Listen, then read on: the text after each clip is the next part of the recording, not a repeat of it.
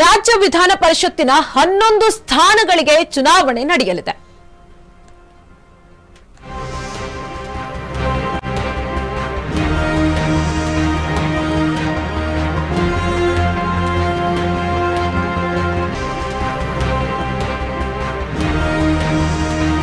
ರಾಜ್ಯ ವಿಧಾನ ಪರಿಷತ್ತಿನ 11 ಸ್ಥಾನಗಳಿಗೆ ಚುನಾವಣೆ.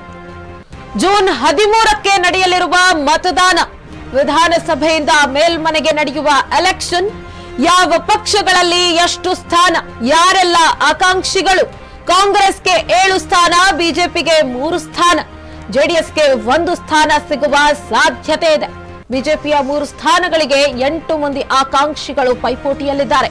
ಕಾಂಗ್ರೆಸ್ನಲ್ಲೂ ಶುರುವಾಯಿತು ಟಿಕೆಟ್ ಫೈಟ್. 12 ಜನ ಆಕಾಂಕ್ಷಿಗಳಿಂದ ತೀವ್ರ ಪೈಪೋಟಿ. ಟಿಕೆಟ್ಗಾಗಿ ಸಿಎಂ ಡಿಸಿಎಂ ಬೆನ್ನಿಗೆ ಆಕಾಂಕ್ಷಿಗಳು. ರಾಜ್ಯ ವಿಧಾನ ಪರಿಷತ್ತಿನ 11 ಸ್ಥಾನಗಳಿಗೆ ಇದೀಗ ಚುನಾವಣೆ ನಡೆಯುವಂತಹದ್ದು. ಜೂನ್ 13ಕ್ಕೆ ಮತದಾನ ನಡೆಯಲಿದೆ. ಇನ್ನು ಚಿಕ್ಕಮಗಳೂರು ಮಾಜಿ ಶಾಸಕ, ಬಿಜೆಪಿಯಿಂದ ನೋಡ್ತಾ ಹೋಗೋದಾದ್ರೆ ಸಿಟಿ ರವಿ, ಚಿಕ್ಕಮಗಳೂರಿನಿಂದ ಮಾಜಿ ಶಾಸಕ ಸಿಟಿ ರವಿ.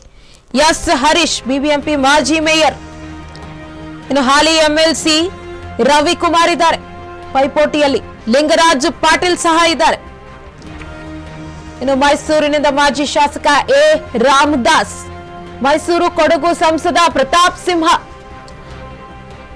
ರೀನಾ ಪ್ರಕಾಶ್, ಹಾಲಿ ಎಂಎಲ್ಸಿ ಆಗಿರುವಂತಹ ರಘುನಾಥ್ ರಾವ್ ಮಲ್ಕಾಪುರೆ.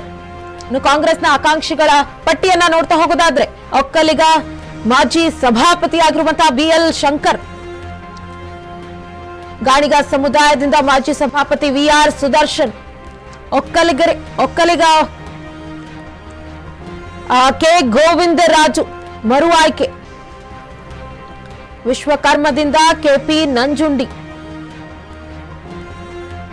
ಮತ್ತೆ ಒಕ್ಕಲಿಗ ಸಮುದಾಯದಿಂದ ತೇಜಸ್ವಿನಿ ಗೌಡ ಮರು ಆಯ್ಕೆ, ಮಾಜಿ ಸಂಸದ ಕರಡಿ ಸಂಗಣ್ಣ, ಅಲ್ಪಸಂಖ್ಯಾತ ಘಟಕದ ಉಪಾಧ್ಯಕ್ಷ, ಅಲ್ಪಸಂಖ್ಯಾತ ಘಟಕದ ಉಪಾಧ್ಯಕ್ಷ ರಫೀಕ್ ಅಹಮದ್, ಕೆಪಿಸಿಸಿ ಖಜಾಂಚಿ, ಒಕ್ಕಲಿಗ ಸಮುದಾಯದಿಂದ ವಿನಯ್ ಕಾರ್ತಿಕ್. ಇನ್ನು ಕಾಂಗ್ರೆಸ್ ಒಕ್ತಾರ, ಒಕ್ಕಲಿಗ ಸಮುದಾಯದಿಂದ ನಟರಾಜ್ ಗೌಡ, ಅಲ್ಪಸಂಖ್ಯಾತ stand by Mansoor Ali Khan, BBMP ಮಾಜಿ ಮೇಯರ್ ಕುರುಬ ಸಮುದಾಯದಿಂದ ರಾಮಚಂದ್ರಪ್ಪ. ಇನ್ನು ಖರ್ಗೆ ಆಪ್ತ ಅಂತಾನೆ ಕರೆಯಲ್ಪಡುವ ಮುದ್ದು ಗಂಗಾಧರ, ರಾಜು ಕ್ಷತ್ರಿಯ, ಸಚಿವ ಬೋಸರಾಜು. ಇನ್ನು ಕುರುಬ ಸಮುದಾಯದಿಂದ ಯತೀಂದ್ರ ಸಿದ್ದರಾಮಯ್ಯ. ಈ ಪಟ್ಟಿ ನೋಡ್ತಾ ಹೋಗೋದಾದ್ರೆ ಅರಸು ಮೊಮ್ಮಗ ಸೂರಜ್ ಹೆಗಡೆ, ಮಾಜಿ ಶಾಸಕಿ ಪೂರ್ಣಿಮಾ ಶ್ರೀನಿವಾಸ್, ಎಐಸಿಸಿ ಕಾರ್ಯದರ್ಶಿ ಸಂದೀಪ್. ದಲಿತ ಸಮುದಾಯದಿಂದ ಮುಂಡರ್ಗಿ ನಾಗರಾಜ್, ಬಲಿಜಿಗ ಸಮುದಾಯದಿಂದ ರಮೇಶ್ ಬಾಬು, ಬ್ರಾಹ್ಮಣ ಸಮುದಾಯದಿಂದ ವಿಜಯ್ ಮುಳಗುಂದ. ಹೀಗೆ ಪಟ್ಟಿಯನ್ನ ನೋಡ್ತಾ ಹೋಗೋದಾದ್ರೆ ಇದು ಕಾಂಗ್ರೆಸ್ನ ಪಟ್ಟಿಯಾಗಿತ್ತು. ಮೊದಲನೇದಾಗಿ ಬಿಜೆಪಿ ಪಟ್ಟಿಯೂ ಸಹ ನಾವು ನೋಡ್ತಾ ಹೋದ್ವಿ. ಎಂಎಲ್ಸಿ ಎಲೆಕ್ಷನ್ ನಡೀತಾ ಇರುವಂತಹದ್ದು. ರಾಜ್ಯ ವಿಧಾನ ಪರಿಷತ್ತಿನ 11 ಸ್ಥಾನಗಳಿಗೆ ಚುನಾವಣೆ ನಡೀತಾ ಇರುವಂತಹದ್ದು. ಜೂನ್ 13ಕ್ಕೆ ನಡೆಯಲಿರುವ ಮತದಾನ.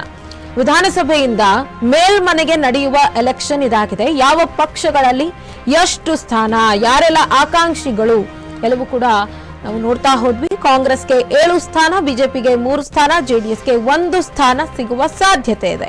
ಬಿಜೆಪಿಯ 3 ಸ್ಥಾನಗಳಿಗೆ 8 ಮಂದಿ ಆಕಾಂಕ್ಷಿಗಳು ಪೈಪೋಟಿಯಲ್ಲಿದ್ದಾರೆ. ಹಾಗೆ ಕಾಂಗ್ರೆಸ್ನಲ್ಲೂ ಟಿಕೆಟ್ ಫೈಟ್ ಜೋರಾಗಿಯೇ ಇದೆ. ಇನ್ನು ಟಿಕೆಟ್ ಸಿಗಬೇಕು ಅಂತ ಹೇಳಿ ಆಕಾಂಕ್ಷಿಗಳು ಪೈಪೋಟಿಯಲ್ಲಿದ್ದಾರೆ.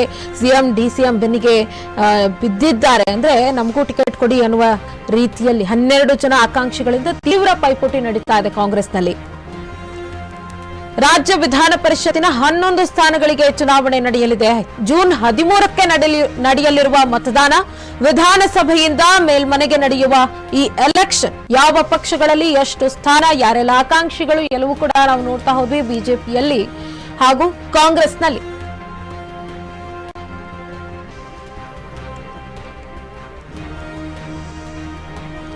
ಜೆಡಿಎಸ್ಗೆ 1 ಸ್ಥಾನ, ಕಾಂಗ್ರೆಸ್ಗೆ 7 ಸ್ಥಾನ, ಬಿಜೆಪಿಗೆ 3 ಸ್ಥಾನ ಸಿಗುವ ಸಾಧ್ಯತೆ ಇದೆ. 12 ಜನ ಆಕಾಂಕ್ಷಿಗಳಿಂದ, ಇನ್ನು ಕಾಂಗ್ರೆಸ್ನಲ್ಲಿ 12 ಜನ ಆಕಾಂಕ್ಷಿಗಳಿಂದ ತೀವ್ರ ಪೈಪೋಟಿ ನಡೀತಾ ಇದೆ. ಟಿಕೆಟ್ಗಾಗಿ ಸಿಎಂ ಡಿಸಿಎಂ ಬೆನ್ನಿಗೆ ಆಕಾಂಕ್ಷಿಗಳು ಬಿದ್ದಿರುವಂತದ್ದು.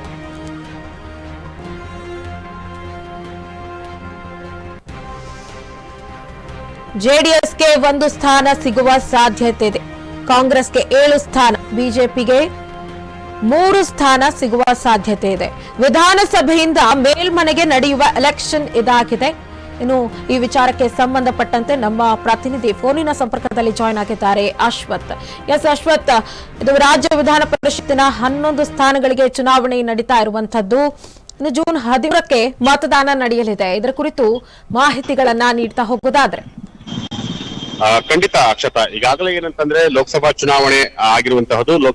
ಲೋಕಸಭಾ ಚುನಾವಣೆ ಮುಗಿದು ಈಗ ರಿಸಲ್ಟ್ ಗೋಸ್ಕರ ವೇಟ್ ಮಾಡ್ತಿರುವಂತದ್ದು. ನೆಕ್ಸ್ಟ್ ಮಂತ್ 4ನೇ ತಾರೀಕು ರಿಸಲ್ಟ್ ಕೂಡ ಇರುವಂತದ್ದು. ಅದರ ಬೆನ್ನಲ್ಲೇ ಈಗ ಏನು MLC ಚುನಾವಣೆ ಈಗ ಶುರುವಾಗಿರುವಂತದ್ದು. ಈಗಾಗಲೇ ಏನು MLC ಚುನಾವಣೆಗೆ 3 ಪಕ್ಷಗಳಿಂದ, ಈಗಾಗಲೇ JDS ಆಗಿರ್ಬೋದು, ಕಾಂಗ್ರೆಸ್ ಆಗಿರ್ಬೋದು, ಮತ್ತೆ ಹಾಗೆ ಬಿಜೆಪಿ ಆಗಿರ್ಬೋದು, ಈ 3 ಪಕ್ಷಗಳಿಂದ ಸುಮಾರು ಏನಿಲ್ಲ 20ಕ್ಕೂ ಹೆಚ್ಚು ಜನ ಆಕಾಂಕ್ಷಿಗಳು ಈಗ ಇರುವಂತಹದ್ದು. ಅದರಲ್ಲಿ ಪ್ರಮುಖವಾಗಿ ಏನಂತಂದ್ರೆ 11 ಕ್ಷೇತ್ರಗಳಿಗೆ 11 ಸ್ಥಾನಗಳಿಗೆ ಈ ಒಂದು ಚುನಾವಣೆ ನಡೆಯುವಂತಹದ್ದು. ಈ ಒಂದು ಚುನಾವಣೆಗೆ ಈಗಾಗಲೇ ಅಂದ್ರೆ ಕಾಂಗ್ರೆಸ್ ನಿಂದ 7 ಸ್ಥಾನಗಳಿಗೆ, ಹಾಗೆ ಬಿಜೆಪಿಯಿಂದ 3 ಸ್ಥಾನ, ಜೊತೆಗೆ JDS ಇಂದ 1 ಸ್ಥಾನಕ್ಕೆ, ಈ ಒಟ್ಟು 11 ಸ್ಥಾನಕ್ಕೆ ಚುನಾವಣೆ ನಡೆಯಲಿದೆ. ಈ ಒಂದು ಚುನಾವಣೆಯಲ್ಲಿ ಈಗಾಗಲೇ ಸುಮಾರು ಕಾಂಗ್ರೆಸ್ ನಿಂದ ಏನು BL ಶಂಕರ್ ಆಗಿರ್ಬೋದು, ಅಂದ್ರೆ ಮಾಜಿ ಸಭಾಪತಿ ಆಗಿದ್ರು ಅವರು, ಜೊತೆಗೆ VR ಸುದರ್ಶನ್ ಅವರು ಕೂಡ ಮಾಜಿ ಸಭಾಪತಿ ಆಗಿದ್ರು, ಜೊತೆಗೆ ಗೋವಿಂದ ರಾಜು ಅಂತ ಹೇಳಿ ಅವರು ಒಕ್ಕಲಿಗ ಕಮ್ಯುನಿಟಿಗೆ ಸೇರ್ಪಡೆ ಆಗಿರುವಂತಹ ಒಕ್ಕಲಿಗ ಕಮ್ಯುನಿಟಿ ಸೇರ್ಪಡೆ ಆಗಿದ್ದಂತರು, ಜೊತೆಗೆ KP ನಂಜುಂಡಿ ಅವರು ಕೂಡ ವಿಶ್ವಕರ್ಮ ಸಮುದಾಯಕ್ಕೆ ಸೇರಿದಂತಹ ವ್ಯಕ್ತಿಗಳಾಗಿರ್ಬೋದು. ಹೀಗೆ ಸುಮಾರು ಕಾಂಗ್ರೆಸ್ ಇಂದ ಒಟ್ಟು ಈಗಾಗಲೇ 12ರಿಂದ 13ಕ್ಕೂ ಅಂದ್ರೆ ಸುಮಾರು ಏನೇನಾದ್ರೂ ಕೂಡ ಕಾಂಗ್ರೆಸ್ ಅಲ್ಲಿ ಸುಮಾರು 20ಕ್ಕೂ ಹೆಚ್ಚು ಜನ ಅಭ್ಯರ್ಥಿಗಳು ಇರುವಂತಹದ್ದು. ಸೊ ಹಾಗಾಗಿ ಕೇವಲ 7 ಸ್ಥಾನಗಳಿಗೆ ಮಾತ್ರ ಇರುವಂತಹದ್ದು. ಆದ್ರೆ ಇಲ್ಲಿ 20ಕ್ಕೂ ಹೆಚ್ಚು ಜನ ಆಕಾಂಕ್ಷಿಗಳು ಇರೋದ್ರಿಂದ ಸೊ ಯಾರಿಗೆ ಅದನ್ನ ಕೊಡ್ತಾರೆ ಅನ್ನೋದನ್ನು ಕಾದು ನೋಡಬೇಕಾಗುತ್ತೆ. ಜೊತೆಗೆ ಏನಂತಂದ್ರೆ ಇನ್ನ ಬಿಜೆಪಿ ವಿಚಾರಕ್ಕೆ ಬರೋದಾದ್ರೆ, ಬಿಜೆಪಿಯಲ್ಲಿ ಕೂಡ ಒಟ್ಟು 4 ಸ್ಥಾನಗಳಿಗೆ ಚುನಾವಣೆ ಕೂಡ ನಡೆಯುತ್ತೆ. ಸೊ ಹಾಗಾಗಿ ಆ 4 ಸ್ಥಾನಗಳಿಗೆ ಈಗಾಗಲೇ ಸುಮಾರು 10ಕ್ಕೂ ಹೆಚ್ಚು ಜನ ಅಭ್ಯರ್ಥಿಗಳನ್ನ ಕೂಡ ಈಗ ಕಣದಲ್ಲಿರುವಂತದ್ದು. ಅಂದ್ರೆ ಯಾರು ಇಲ್ಲಿ ಪ್ರಮುಖವಾಗಿ ಪಕ್ಷದ ಪರವಾಗಿ ಯಾರು ಕೆಲಸ ಮಾಡ್ತಾರೆ, ಮತ್ತೆ ಪಕ್ಷದ ಅಭಿವೃದ್ಧಿಗೋಸ್ಕರ ಯಾರು ಕೆಲಸ ಮಾಡ್ತಾರೆ, ಸೊ ಹಾಗಾಗಿ ಅಂತವ್ರನ್ನ ಸೆಲೆಕ್ಟ್ ಮಾಡುವಂತ ಒಂದು ಸಾಧ್ಯತೆ ಇದೆ ಅಂತ ಹೇಳ್ಬೋದು. ಸೊ ಹಾಗಾಗಿ ಒಟ್ಟು 11 ಕ್ಷೇತ್ರ ಅಂದ್ರೆ 11 ವಿಧಾನಸಭಾ ಚುನಾವಣೆ ನಡೆಯುವಂತಹದ್ದು, ಅಂದ್ರೆ MLC ಚುನಾವಣೆ ನಡೆಯುವಂತಹದ್ದು. ಸೊ ಹಾಗಾಗಿ ಈ ಒಂದು ಚುನಾವಣೆ ಈಗ ಮಹತ್ವದ ಚುನಾವಣೆ ಅಂತ ಹೇಳ್ಬೋದು. ಜೊತೆಗೆ ಈಗಾಗಲೇ ಏನು KPCC ಅಧ್ಯಕ್ಷರಾಗಿದ್ದ DK ಶಿವಕುಮಾರ್ ಅವರು ಕೂಡ ಮೊದಲು ಪಕ್ಷವನ್ನ ಸಂಘಟನೆ ಮಾಡಿ ಅದಾದ ನಂತರ ನೀವು MLC ಅಭ್ಯರ್ಥಿಯಾಗಿ ನೀವು ಕಣದಲ್ಲಿ ಇರೋದಕ್ಕೆ ಸಾಧ್ಯ. ಯಾಕೆಂತಂದ್ರೆ ಚುನಾವಣೆ ಸಂದರ್ಭದಲ್ಲಿ ಅಂದ್ರೆ ಪಕ್ಷವನ್ನ ಸಂಘಟನೆ ಮಾಡಬೇಕು, ಮತ್ತೆ ಬೂತ್ ಮಟ್ಟದಲ್ಲಿ ಪಕ್ಷವನ್ನ ಸಂಘಟನೆ ಮಾಡಬೇಕು ಅಂತ ಹೇಳಿ ಈಗಾಗಲೇ MLC ಅಭ್ಯರ್ಥಿಗಳಿಗೆ ಸೂಚನೆಯನ್ನ ಕೊಟ್ಟಿರುತ್ತದೆ.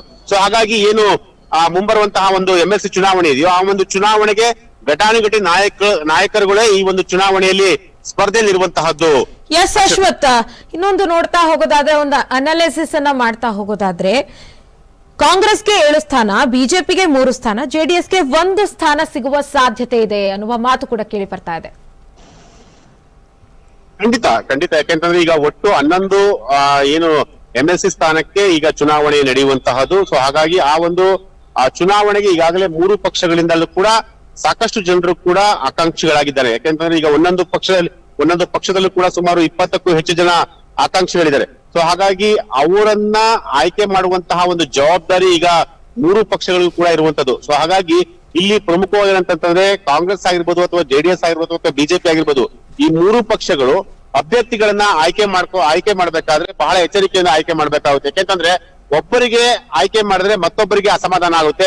ಸೊ ಹಾಗಾಗಿ ಅಸಮಾಧಾನ ಸ್ಫೋಟಗೊಂಡ್ರೆ ಎಲ್ಲೊಂದ್ ಕಡೆ ಪಕ್ಷದಲ್ಲಿ ಸಾಕಷ್ಟು ಒಳ ಜಗಳಗಳು, ಆಂತರಿಕ ಜಗಳಗಳು ಕೂಡ ಶುರುವಾಗುತ್ತೆ. ಸೊ ಹಾಗಾಗಿ ಆಂತರಿಕ ಜಗಳಗಳಿಗೆ ಅವಕಾಶ ಮಾಡಿಕೊಡದಂತೆ ಅಭ್ಯರ್ಥಿಗಳನ್ನ ಆಯ್ಕೆ ಮಾಡ್ಬೇಕಾಗುತ್ತೆ. ಯಾಕೆಂತಂದ್ರೆ ಮುಂದೆ ಏನು ಜಿಲ್ಲಾ ಪಂಚಾಯತ್ ಚುನಾವಣೆ ಇದೆ, ತಾಲೂಕ್ ಪಂಚಾಯತ್ ಚುನಾವಣೆ ಇದೆ, ಹಾಗೆ BBMP ಚುನಾವಣೆ ಇದೆ. ಸೊ ಹಾಗಾಗಿ ಈ 3 ಚುನಾವಣೆಗಳು ಕೂಡ ಮುಂದೆ ಬರುವಂತಹ ಸಾಧ್ಯತೆ ಇದೆ. ಸೊ ಹಾಗಾಗಿ ಈ 3 ಚುನಾವಣೆಗಳಿಗೆ ಈಗಲೇ ಪಕ್ಷವನ್ನ ಸದೃಢ ಮಾಡ್ಬೇಕಾಗುತ್ತೆ 3 ಪಕ್ಷಗಳು. ಸೊ ಹಾಗಾಗಿ ಇಲ್ಲಿ ಒಂದ್ ಸ್ವಲ್ಪ ಏರುಪೇರಾದ್ರೂ ಕೂಡ ಖಂಡಿತವಾಗ್ಲೂ ಒಂದಷ್ಟು ಅಸಮಾಧಾನ ಭುಗಿಲೇಳುವುದು ಸಾಧ್ಯತೆ ಇದೆ. ಸೊ ಹಾಗಾಗಿ ಇಲ್ಲಿ ಬಹಳ ಎಚ್ಚರಿಕೆಯಿಂದ 3 ಪಕ್ಷದ ಅಭ್ಯರ್ಥಿಗಳನ್ನ ಆಯ್ಕೆ ಮಾಡಬೇಕಾಗುತ್ತೆ. ಅಕ್ಷತಾ. ಓಕೆ ಅಶ್ವಥ್, ಧನ್ಯವಾದಗಳು ತಮ್ಮೆಲ್ಲ ಮಾಹಿತಿಗಳಿಗಾಗಿ.